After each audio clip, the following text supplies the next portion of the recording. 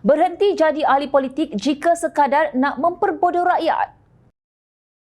Pemimpin pembangkang diingatkan supaya menyimak dan memantau pelaksanaan usaha kerajaan serta tidak memanipulasi fakta terhadap orang awam seperti mana yang dinyatakan Ahli Parlimen Machang Wan Ahmad Faisal Wan Ahmad Kamal mengenai isu mogok penghantar P-Hailing sebuah syarikat pengendali perkhidmatan baru-baru ini. Ahli Majlis Pimpinan Pusat Angkatan Muda Keadilan AMK, Haziq Asfar Ishak berkata, kenyataan dikeluarkan Wan Ahmad Faisal dikesali kerana ia merupakan satu pembohongan yang nyata.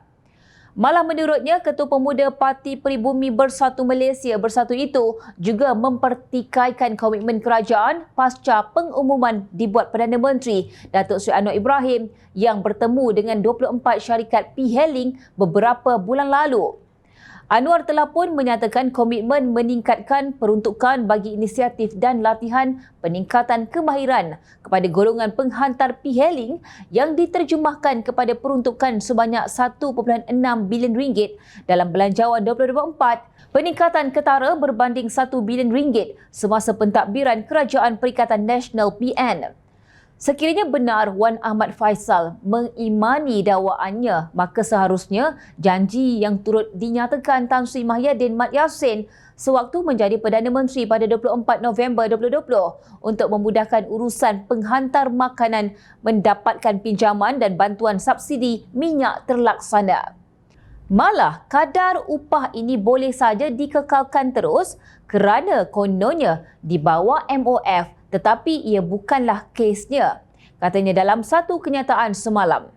Beliau mengulas lanjutan kenyataan dibuat Wan Ahmad Faisal yang mendesak Anwar untuk mengambil serius isu mogok penghantar P-Hailing semasa himpunan tuntutan hak rider se-Malaysia di Ibu Pejabat Grab Malaysia dekat Petaling Jaya Jumaat lalu. Justru, Haziq Asfar memaklumkan sebagai pembangkang yang konstruktif, pihak berkenaan wajar memantau rapat pelaksanaan program latihan kemahiran dan upskilling supaya manfaatnya dilimpahkan secara maksimum kepada rider. Tambah beliau, Wan Ahmad Faisal jelas gagal menjadi seorang persona pembangkang yang mengkritik secara konstruktif, malah meneruskan projek pembodohan umatnya. Maka, AMK tidak akan teragak-agak membantu beliau dan pembangkang menjalankan tugasnya untuk melakukan semakan terhadap impak peruntukan latihan kemahiran serta upskilling supaya manfaatnya dimaksimumkan kepada penghantar P-Hailing sedia ada yang memerlukan pembelaan, ujarnya di petik Sinar Harian.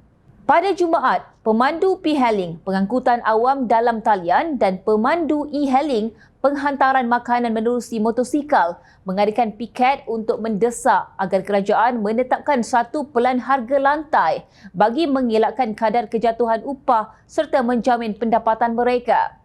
Ketua Pemuda Bersatu Wan Ahmad Faisal Wan Ahmad Kamal diselar kerana cuba menunggang isu P-Hailing dan menggunakannya untuk menyalahkan pihak kerajaan dengan dakwaan yang jelas terpesong. Menurut Ketua Penerangan Angkatan Muda Keadilan Sabah AMK Arif Hambali J. Indan, ini jelas satu pembodohan terhadap orang awam oleh Wan Ahmad Faisal.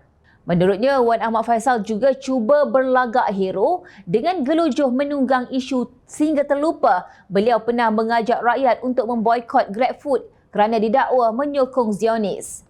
Beliau juga meminta rider yang berkhidmat di bawah Grab untuk mencari pekerjaan lain. Pada masa itu, beliau tidak memikirkan sama ada rider Grab ini akan ada pendapatan ataupun tidak. Arif Hambali berkata dakwaan mengaitkan syarikat persendirian Grab Taxi Holding sebagai syarikat di bawah Kementerian Keuangan juga jelas terpesong dilihat berniat jahat dengan mengaitkan syarikat ini dengan Perdana Menteri Datuk Seri Anwar Ibrahim. Sekejap, ketika Mahyadin menjadi Perdana Menteri, beliau telah berjanji untuk memberikan subsidi minyak dan pelbagai inisiatif namun gagal dilaksanakan. Pada ketika itu, di mana suara Wan Ahmad Faisal?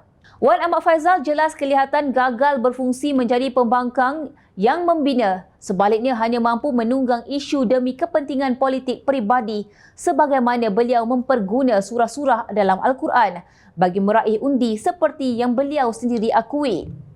Kalau menjadi kerajaan pun gagal, menjadi pembangkang pun kantoi, menunggang isu demi kepentingan politik. Malah dilihat sangat malas untuk membuat research adalah lebih baik Wan Ahmad Faisal berhenti saja daripada menjadi ahli politik. Nokta.